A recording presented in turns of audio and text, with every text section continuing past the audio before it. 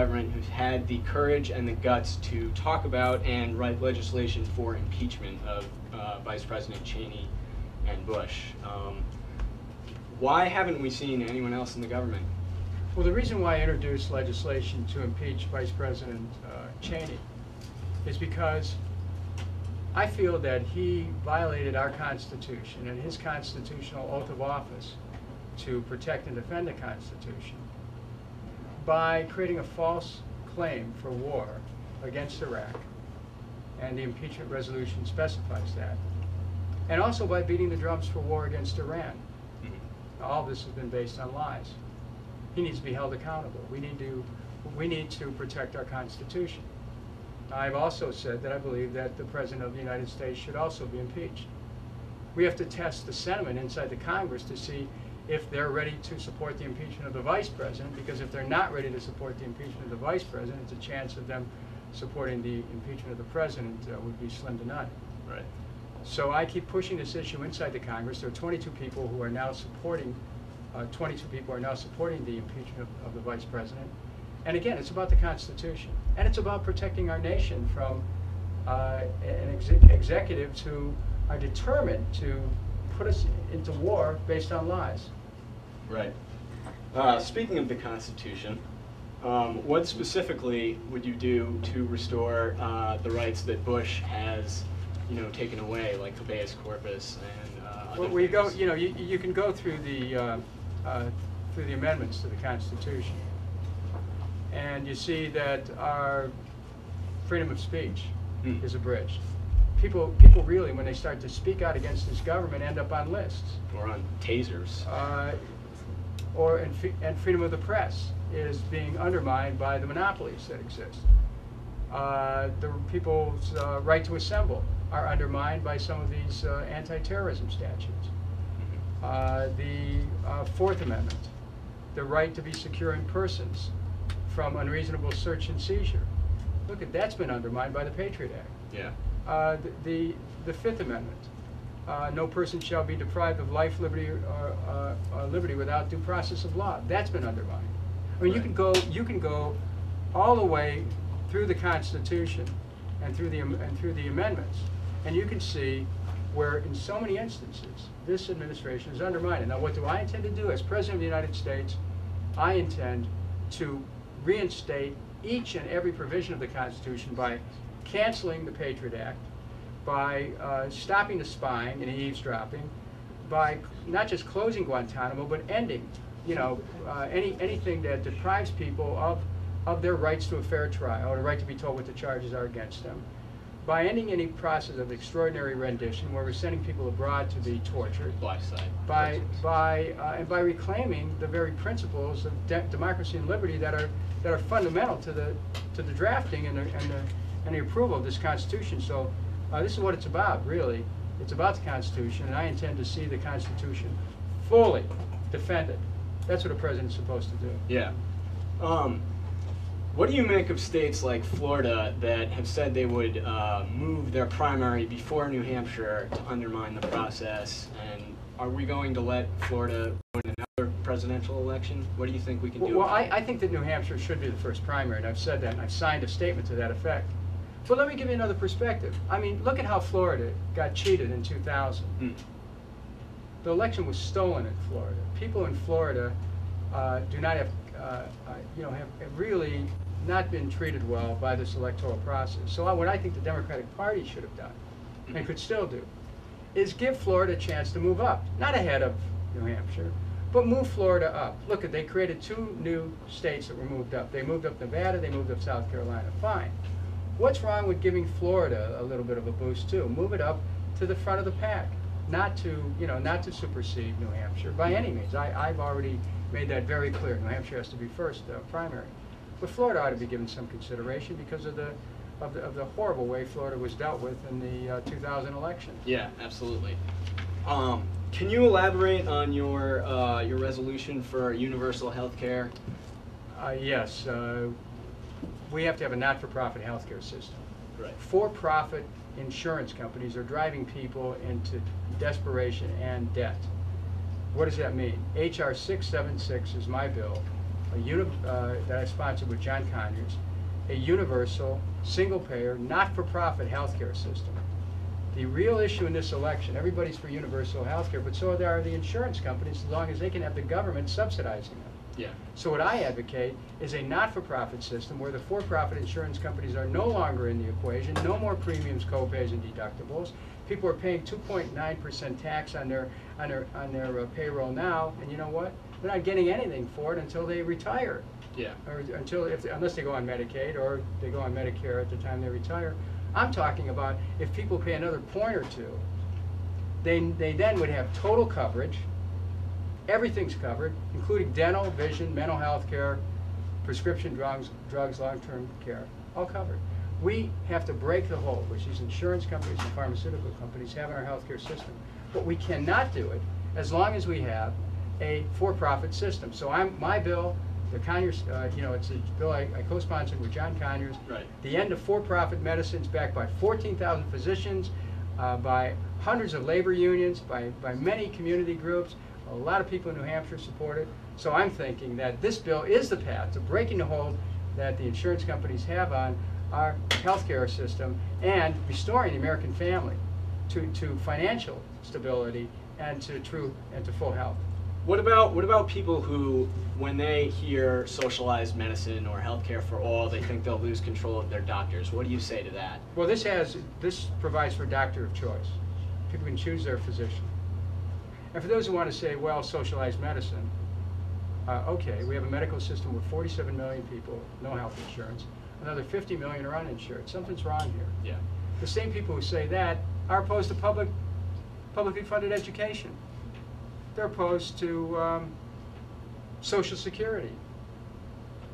Many just want to see government itself abolished. Well, government does have a purpose in people's lives. I mean, at a local level, you can't buy your own police force, or your own fire truck, or your own street sweeper, or your own street repair crew. I mean, we have to realize that government does have some fundamental purpose in people's lives. Absolutely. Education is one of those, okay? Healthcare is another. So those who say, well, socialized healthcare, that's what Medicare is. There are people who want to abolish Medicare, they want to privatize it. There are people who look at government as something that's to be picked clean so they can make their own profits. We have to think about what that means. People want to privatize Medicare, they want to privatize Social Security, they want to privatize the post office, they want to privatize the U.S. Army, okay? They want to privatize water systems and sewer systems and electric systems. They want to privatize education. Well, pretty soon, only the people who have a lot of money are going to be able to afford any kind of service or access. I reject that thinking. Lincoln talked about a government of the people, by the people, and for the people. And I would assume that if we still believe in that, then we believe in public education, we believe in public services, and we believe in public health care.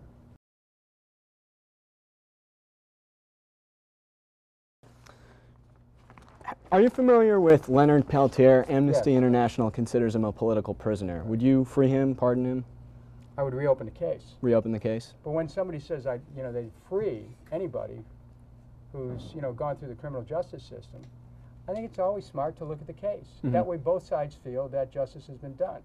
If you just go ahead and free someone without saying you'd reopen the case, then there's a question as to whether or not you have a political agenda. There is a statement that conviction was political. Mm-hmm. Well, let's reopen the case. Yeah. But I don't think a president has to be careful in just making statements that I know the outcome. I don't know the outcome of that. Right. I mean, I know what I read, but I can't tell you that I'm an expert on that case, but I think it ought to be reopened because there's so much interest in it. Now, you advocate, obviously, the U.S. out of Iraq and an all-Muslim and a UN peacekeeping force being moved in. Right. Wouldn't we see the same kind of religious divisions in an all-Muslim force? Not necessarily. I mean, we're talking about stabilizing Iraq. You have to get out. The U.S. has to get out. I mean, our occupation is what's fueled the insurgency. Mm-hmm. Lest anyone forget the kind of internecine conflict that has happened in Iraq. Didn't exist before the U.S. war and occupation. Did they have divisions and attacks that occurred between, Hussein's Baathists and people in the Kurdish areas? Yes, we know about that. It was wrong. Right. But what's happened since then? Saddam Hussein was convicted for being responsible for the deaths of hundreds of people. Well, there's over a million innocent Iraqis that perished in this war. Who's responsible for that? We have to look at this. We can create unity if we have the plan to do it, and that's what my plan, H.R. 1234, is about. It's a plan to end the Iraq War, which includes ending the occupation, closing the bases, bringing the troops home, a parallel process of an international security and peacekeeping force that moves in as our troops leave. We have to go to Muslim nations. We have to reconcile with Syria and Iran who can help us. Absolutely. They're not the only nations that participate. You need dozens of nations representing Muslim nations from the region who could help stabilize Iraq while they're trying to get on their own feet. We also have to have a program of reconciliation between the Shiites, the Sunnis, and the Kurds. You cannot have that with the U.S. occupying. We need a program of honest reconstruction. And you say U.S. contractors should be out, absolutely, right? Well, look at the theft that's going on. Look at the fraud. Look at how they charge the people millions of dollars for buildings that are falling apart the minute they're open. I mean, there is a tremendous amount of cheating that's going on of the Iraqi people and the U.S. taxpayers and of Iraqi resources. So I want to get our contractors out of there, have the Iraqi people have the resources to rebuild and provide jobs for Iraqis, many of whom are not unemployed. And we have to have a program of reparations. 1 million innocent Iraqis lost their lives. Is there a moral obligation here? This war was based on lies. Do we have a moral obligation to people who lost husbands, wives, mothers, fathers, children? Do we have an obligation? Do we have an obligation for people whose homes were destroyed based on these lies, whose lives have been ripped apart, whose social networks have been shredded? I think we have an obligation. So what I advocate is reparations, repair the breach. We're commanded to repair the breach. We need to repair the breach. Mm-hmm. But we also need to make sure that the oil that belongs to the Iraqi people isn't going to be stolen. And that's really one of the big issues here. Yeah. If we move in to try to partition Iraq and or steal their oil through a hydrocarbon act that forces them to privatize, we're going to see more war. That war will never end. End the occupation, you have a hope of ending the war. Stop trying to take the oil, you have a chance to end the war. We need to take a new direction. That's why I've been the primary voice on this. You know, the other candidates have been all over the lot. They supported the war, now they say they're against it. They funded the war, and they say they stand for peace. They want to partition Iraq, or they say the U.S. should be there to 2013. This debate that we had in New Hampshire recently, I was there. there are candidates who say they want to keep our troops there to 2013. Every college student in America should be concerned, because a draft is not far behind. If we think that we can stay in Iraq through 2013 with the instability that's going to come from our presence, and we can avoid a draft, they're dreaming. So I'm saying get out of Iraq now. 3 months from the time I take president, I'm president, I'll have those troops on the way out of that country. And we need to have a new direction in the area where we work to create a structure of peace in the Middle East, and the U.S. must do that with an even hand, and I'm ready to pursue that as well. Will the U.S. join the Hague International Court when you're president? Yes, we need to participate in the Hague, the International Criminal Court. Now think about this. Why should our officials be exempt from international law and the officials of other countries aren't?